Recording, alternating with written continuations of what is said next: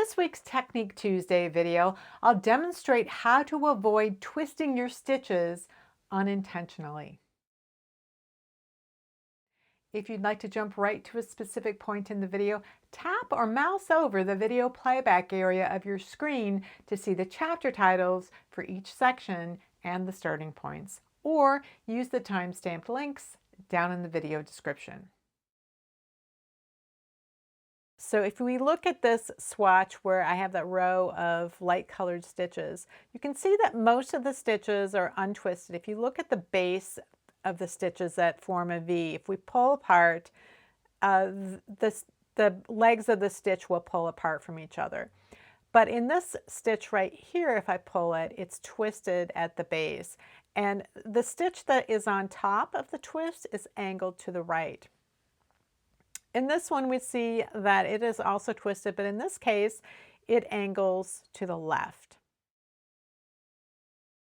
So when we knit stitches, it's typical to enter through the front like this. This is how a lot of knitters think of it, as entering through the front. I'm grabbing some of the working yarn, and this is true. I'm holding the yarn in my left hand, but I can hold it in my right hand just as much, and it would be the same. I'd enter in like this and wrap the yarn around the needle and pull it through. And as these white stitches came off the needle, they are not twisted. That's what we expect. So the reason that they are untwisted is not because we're knitting through the front. It's because we're knitting through the leading leg of the stitch. So if we look at this stitch as it's sitting on the needle, we can see that one leg is hanging over the front and one is hanging over the back. And this leading leg right here, it's called that because it's the closest to the tip. The leading leg is attached to the stitch to the right, and the trailing leg is attached to the stitch to the left. So as long as we are knitting through by pushing against this leading leg, we are going to end up with stitches that come off the needle so that they are not twisted. But if instead of knitting through the leading leg, I knit through the trailing leg, so in this case I have to go through the back. If I do that, then when the stitch comes off the needle, it's coming off so that it's twisted. And you'll see that it twisted so that it twisted to the left. I'm going to take that off the needle. I'm going to do it one more time. So once again, the leading leg is over the front, the trailing leg is in the back, and I'm going to push against that trailing leg as I'm knitting it. And look at how my working yarn is pointed. It's pointed to the left as I'm knitting this stitch. And the way that this stitch comes off the needle and twists is it's twisting to the left. But now this stitch is sitting on the needle differently. This stitch is not twisted. This stitch is just turned in a different way. If we look at the stitches in the fabric that form the V, the two V's are both lying flat on the fabric. But the live stitch has to sit sideways. It has to sit sideways one way or another. Just like if you were sitting, if this were a fence and you were sitting with both legs hanging over the front of it, if you decided to straddle the fence and sit on it this way, one of your legs would be on one side of the fence and one the other. But if you sat on the fence this way, the other leg would be over the front and the other leg, second leg would be over the back. So in neither case are you twisted, you're just turned in one direction or the other. So with this stitch, even though it's sitting over the needle differently, this is still the leading leg. And as long as we are pushing against that leg of the stitch as we enter, coming through the front center of that stitch, it will come off the needle so that it is untwisted. So the key here for untwisted stitches is to knit so that you are knitting against that leading leg. Well, what happens if you knit through the trailing leg? Last time when we knit through the trailing leg, we ended up with a twisted stitch. But that time, the trailing leg was over the back of the needle. This time, it's over the front. So if we want to knit through the trailing leg, we have to knit through the front. And we have to come through this way. And this time, our working needle is pointing to the right as we enter that stitch. You wrap around. And when this one comes off the needle, you see it's twisting to the right. As long as we're knitting through the leading leg, the stitch will be untwisted. But if we knit through the trailing leg, whether it is over the front or the back of the needle, then we are going to get a twisted stitch.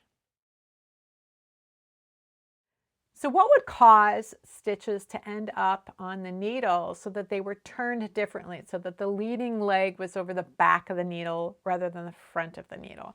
There are a couple of things that can cause that. One would be if you pulled your needle out in order to rip back a row of stitches, and then you went to put those stitches back on the needle and you're just trying to get them on any way you could. Some of them might end up on the needle sitting in one direction and some of them might end up seated in other directions. And this can be especially true when you are working with ribbing where the knits want to come this way and the purls want to go the other way. It can be really hard to try to capture all of those stitches. And so the goal is to just get them on the needle. And then as you are working across the row, you notice whether the leading leg is hanging over the front or the back, and then you can knit it accordingly. So you might be a knitter who, when you are knitting flat, you notice that when you are about to start a knit row, all of the stitches on the needle are situated so that the leading leg is over the back of the needle. And this won't be true when you're knitting in the round. The leading leg will always be over the front. When you are purling, when you're working a purl row, you'll notice that the leading leg is over the front of the needle when you're knitting flat, but it's over the back of the needle when you're knitting in the round. So that the stitch mount changes whether you're working knit stitches or purl stitches and whether you're working in the round or flat. So the reason for that is because there is more to working a stitch than how you enter it. So the way you enter the stitch determines whether that stitch is going to come off the needle untwisted or twisted. And for twisted stitches, how that stitch is sitting on the needle before you enter it will determine which way it's going to twist. But there's another thing happening when you are knitting stitches, and that's that you are creating new loops on the right hand needle. So as these white stitches are coming off the needle, I'm creating blue loops on the needle. Now the loops that I'm creating on the needle are not knits or purls. The white stitches that I'm working are becoming knits or purls as I work them. These are just potential stitches. But the way that I bring the yarn around the needle determines how that stitch is going to be mounted on the right hand needle.